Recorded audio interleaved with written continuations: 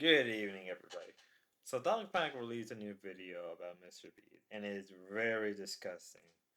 Whether it was from, the guy Jack he was interviewing getting fired with another person because they wanted better pay, or it was the fact that Mr. Beast committed a war crime against him, or, the text that was, sent between Jack and after his last challenge, and how his mental state more or less collapsed. And in the end of the video, it was one of the most damning part was Mr. Beats had a registered sex offender, and that's horrible. So let's get down to it. So as I said in the beginning, the new video came out, and Jack interviewed a guy. Not Jack. Well, Jack was the guy that was interviewed by Dogpack, right? And because he was also an ex-employee of Mr. Beast, and in the video, where you could tell that he's not fine. He's very unhinged. There's something not wrong. Also, I should mention that he made a funny parody of Contact Cop, 10 out of 10.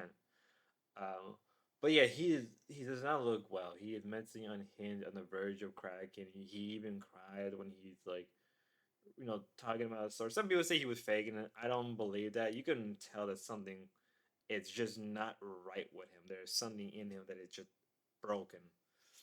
You know, in the beginning, before we got into the challenge, like he mentioned how him and one other guy, went up to Mr. Beast because they wanted better pay or just a better outcome, and they both just got fired, and he cried because like the guy who got fired with him had a family, you know, and that sucks because the guy was saying like, no, man, I don't want to ruin a good thing, and even he himself admitted like if he knew that they were going to get fired, he would have not dragged him in. And it's very messed up that that happened to an individual like that. And so as we went on to the video, then he talked about his last challenge that never got released from Mr. Beast. And it is horrifying. It is disgusting. The man basically was a war criminal. He was basically treated like trash. Got no real care, didn't get any sleep. And as he was describing it and talking about it, you can tell that his mental state was slowly breaking on him throughout the interview, and as he's recalling those events, he's breaking down, and that's traumatic. That's not a good experience, and how like the way they treated him, you know, and they ended up paying him out, like but it's sad, and also like even himself admitted that like Jimmy doesn't have emotion. Jimmy just does not really care. He does things for the sake of just getting out there because Mr. Beast wants to be the number one YouTuber, what he is now, but at what cost, at what price, as a person becomes like that, for what reason, you know? Like, are you willing to go down that path and destroy people's lives to be the number one?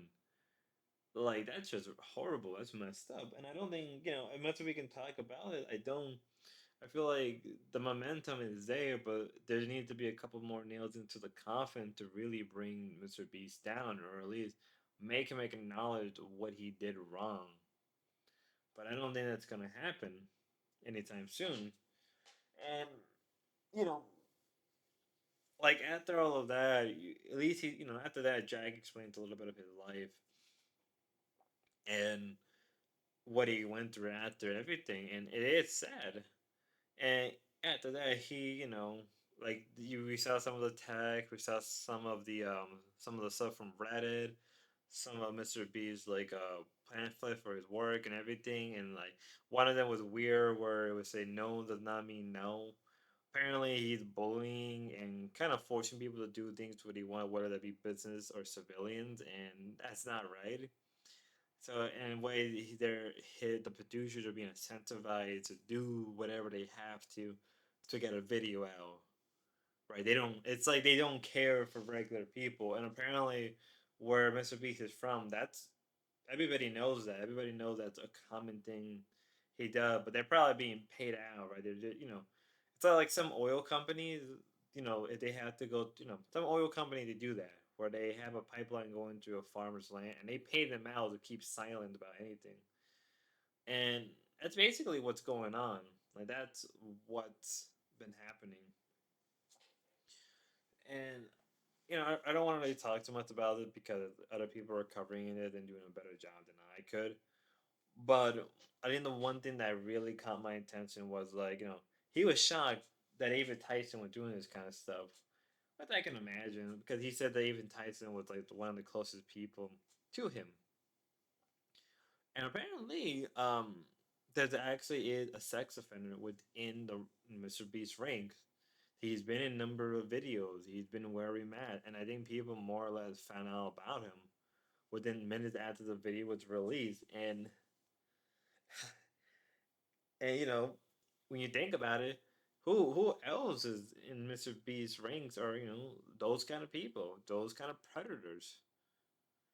Especially since they're around kids. Mr. Beast's audience are kids. So to me,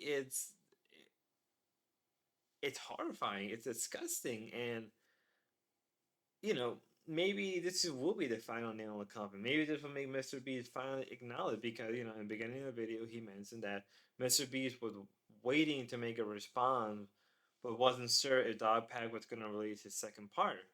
So it's like a tick to tack, and as we're going forward, this is going to get bigger. This is going to get more wave. But you also got to remember there are people who work with Mr. B. There are people who are being paid by him.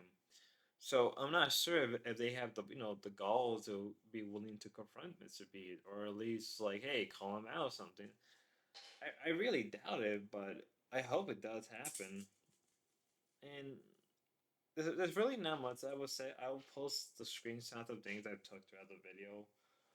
But really, guys, that's all I have to say for now. I'll update as time goes on. Until then, you'll have a good one.